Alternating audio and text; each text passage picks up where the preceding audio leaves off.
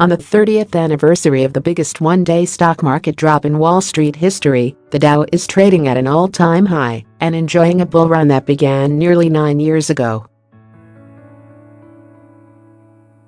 But memories of that dark day, October 19, 1987, when the blue-chip stock index was undone by panic and a deluge of sell orders that caused it to crater a record 22.6%, are a reminder that no market is crash-proof.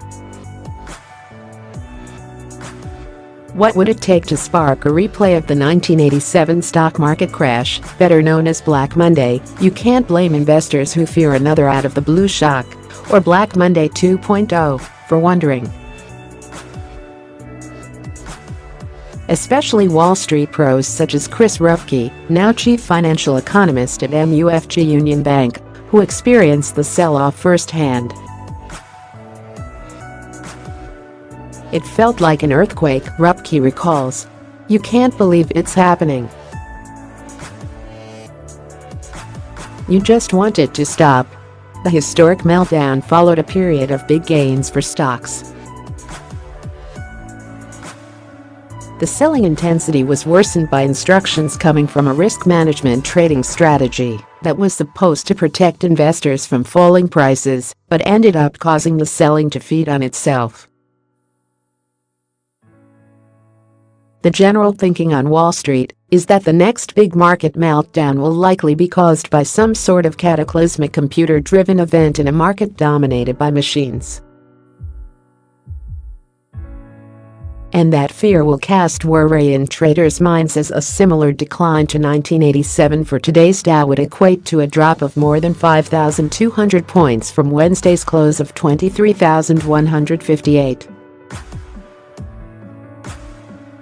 Possible crash scenarios include a computer trading algorithm gone wild, a cyber attack against a stock exchange, bank, or market pricing system, or a trading systems malfunction that undermines investor confidence in the financial system.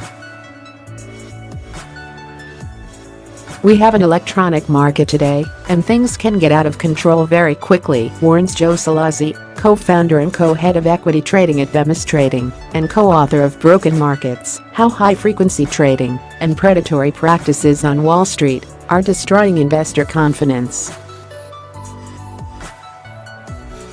That said, while Wall Street is aware of tech-driven vulnerabilities in today's market, most pros don't see stocks as nearly as vulnerable from a business and economic standpoint as they were in the days leading up to the 1987 crash.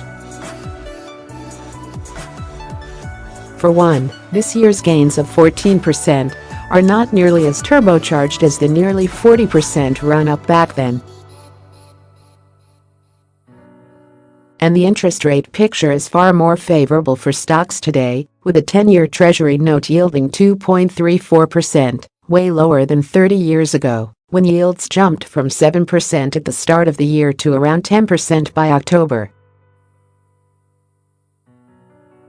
And while today's market price-to-earnings ratio, a key metric used to measure the frothiness of the market, is higher than historical norms at 18 times earnings, it's not as richly priced as it appears given how low rates are.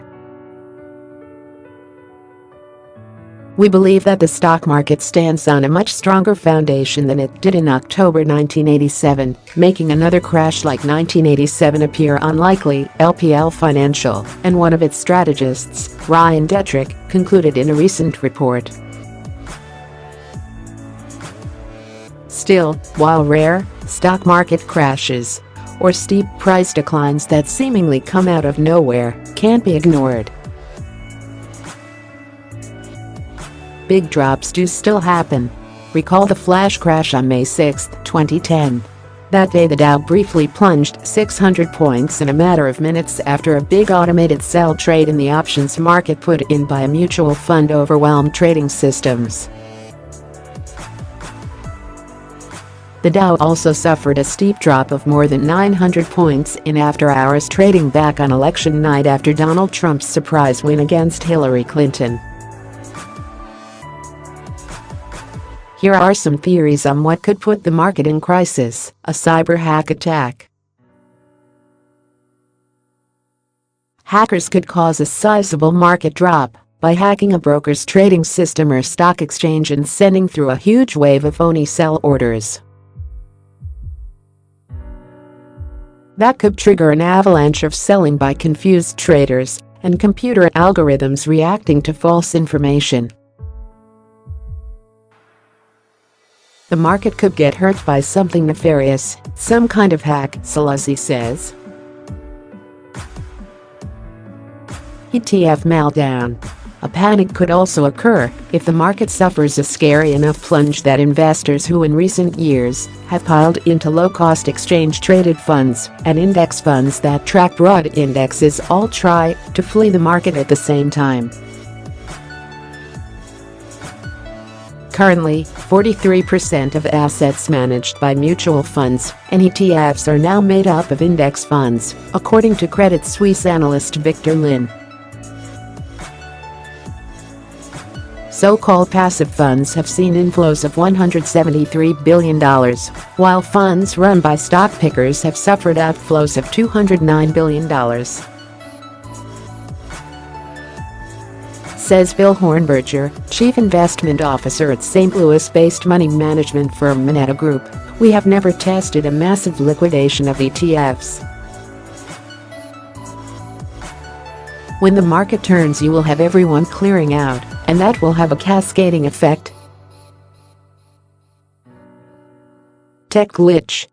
A computer malfunction that halts trading for a long period or makes stock prices go haywire in the short run like they did in the flash crash could also dent investor confidence in the market system and cause broad selling.